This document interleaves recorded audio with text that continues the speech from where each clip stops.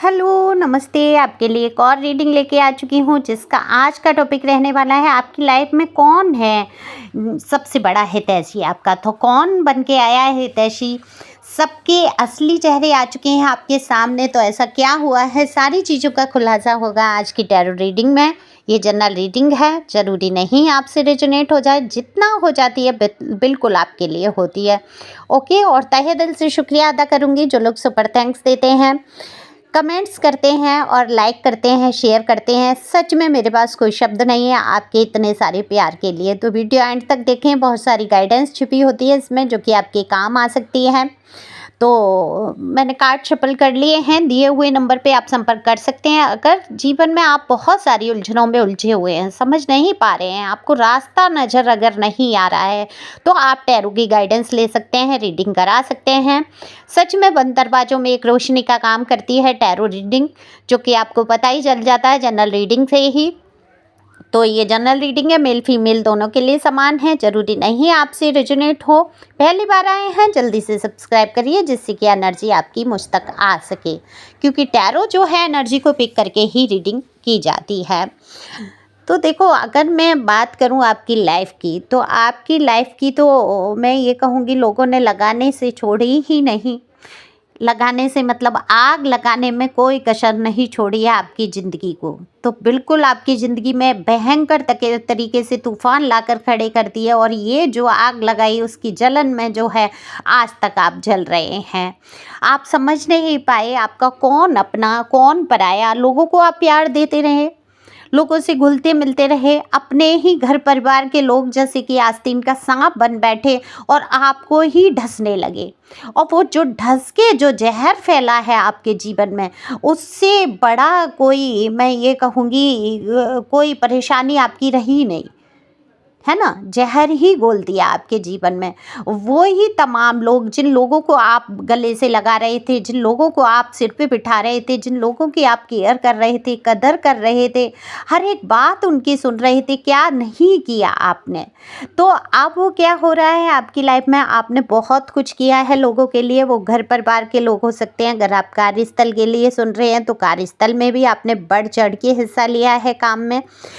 काफ़ी कुछ आप आगे बढ़ के रहे, अपना नुकसान कर लिया है आपने दूसरों का फ़ायदा करते करते। मैं यहाँ साफ देख रही हूँ स्पष्ट कि आपने अपने फ़ायदे के लिए कभी किसी का फ़ायदा नहीं उठाया है, लेकिन आपका फ़ायदा उठाने से लोग नहीं चुके हैं। वो चाहे कार्यस्थल की बात हो, चाहे घर परिवार रिश्तेदारी की बात हो, चाहे आपके स्वयं के जीवन साथी या प्यार वाली बात हो। तो यहाँ पर हर तरीके से आपके जीवन में जहर घोला गया, आग लगाई गई आपके रिश्तों में, आपके संबंधों में, आपको जानने पहचानने वालों के सामने आपको नीचा दिखाया गया। इस हद तक गिराने की कोशिश की कि आप अपना आत्मविश्वास खो बैठें।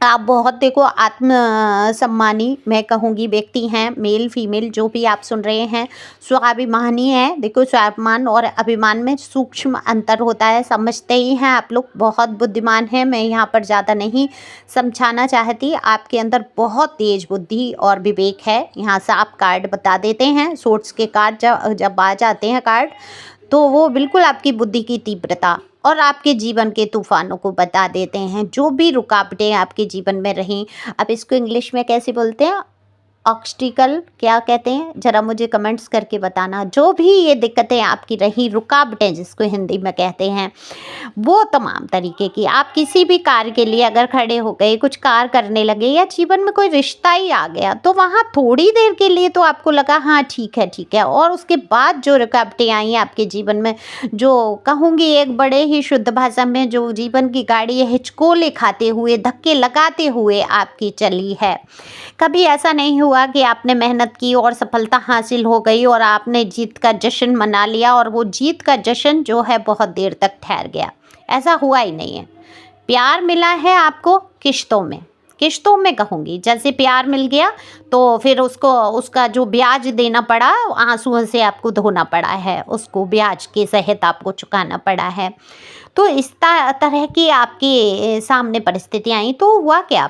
समय के साथ साथ आप जानने लगे कि आपका हितैषी कौन है और आपका दुश्मन कौन है, आपके विरोध में कौन खड़ा है। तो सब एक एक इंसान की जो है असली चेहरे आपके सामने आते चले गए।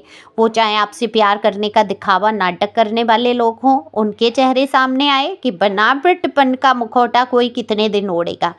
1 साल, 2 साल, 4 साल, 5 साल, 6 महीने से ज़्यादा किसी का मुखौटा चलना ही नहीं है, ये पक्का होता है। लेकिन फिर भी चल गया है क्योंकि बहुत शातिर लोग हैं, बहुत मुखौटे आपसे फ़ायदा उठाया है आपको। अब आपको ऐसे दूध की मक्खी की तरह निकाल के ऐसे फेंका अपनी ज़िंदगी से जैसे कि आपसे कोई मतलब नहीं है, सारा मतलब सिद्ध हो गया। जो भी लालच था, अगर फिजिकल था तो फिजिकल नीड पूरी की है, अगर आपसे पैसे रुपए का मतलब था तो वो पूरा किया गया, अगर आपसे किसी काम को लेके मतलब था तो वो पूरा किया गया। आपका फ़ायदा, आपकी बुद्धि विवेक का फ़ायदा बहुत उठाते हुए मुझे लोग आए हैं नज़र। तो अब इनके एक एक लोगों के असली चेहरे आपके सामने आ चुके हैं। आप समझ चुके हैं कि दुनिया मतलब से बंधी है। ठीक है, मतलब से रिश्ते होते हैं, आपने फिर भी निभाया है कि ठीक है मेरा भी तो ये मतलब है, कोई मेरे साथ रहे, मेरा सम्मान करे, प्यार दे, मेरा सहयोग करे। मैं भी तो, ये मेरा भी तो स्वार्थ हो सकता है, पर ये स्वार्थ नहीं है, ये संसार में रहने का एक नियम है। ये इच्छाएं हैं जो कि हर इंसान के अंदर होती हैं और यही इच्छाएं जो हैं हमें दुख में धकेल देती हैं।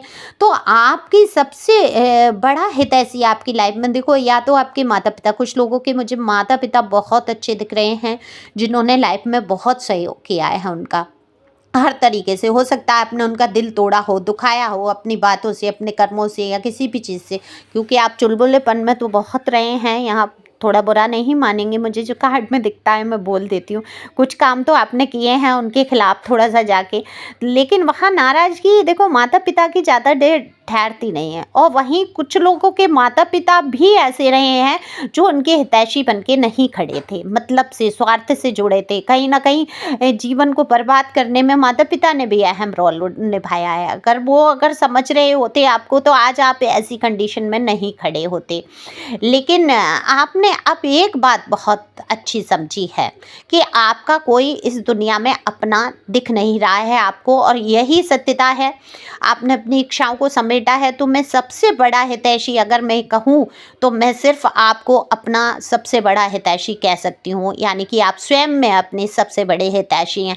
अब आप सोचेंगे मैं कैसे अपना हित कर सकता हूँ। सबसे बड़ी बात है, किसी को आप परिवर्तित नहीं कर सकते, किसी के आचार विचार व्यवहार को आप बिल्कुल नहीं बदल सकते। आप बदल किसको सकते हैं? स्वयं को। स्वयं की सोच को अगर आपने बदल लिया तो आपके साथ बहुत कुछ अच्छा हो जाएगा। मिरेकल, मैं ये कहूँगी बिल्कुल मिरेकल होने वाला है। तो सबसे बड़े हितैषी आप खुद हैं।